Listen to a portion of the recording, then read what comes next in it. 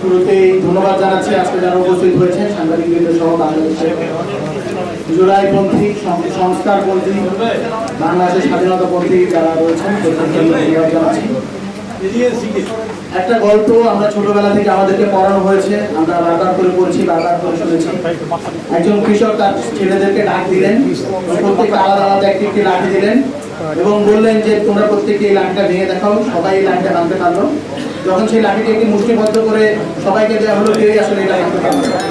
আমাদের মনে হয়েছে যারা জুলাই গণ অভ্যুত্থানকে ধারণ করে, লালন করে, জুলাই গণ অভ্যুত্থান যে চেতনা, যে স্পিরিট, যে আকাঙ্ক্ষা, সেটি বাস্তবায়নে, সংস্কার বাস্তবায়নে কাজ করতে চায়।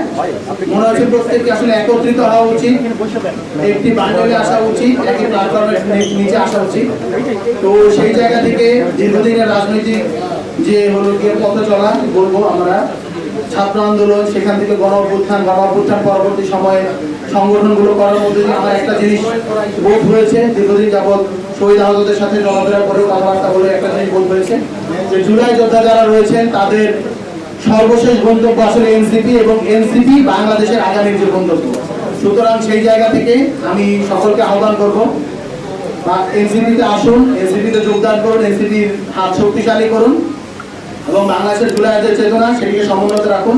এবং একই সাথে বৈষম্য বিরোধী ছাত্র আন্দোলনের আমার যারা ওল্ড কমরেডস রয়েছেন, সারা দেশে আমাদের কমিটির রয়েছে, তারা অসংখ্য সমর্থন জানিয়েছেন আমাকে, তাদেরকে আমি ধন্যবাদ জানাচ্ছি এবং তাদেরকে কৃতজ্ঞতা দায় না থাকলে হয়তো বা আজকে এই জায়গাটাতে আমি বুঝতে পারতাম না। তাদেরকে ধন্যবাদ জানাচ্ছি এবং এই বলে আমি আমার বক্তব্য শেষ করছি।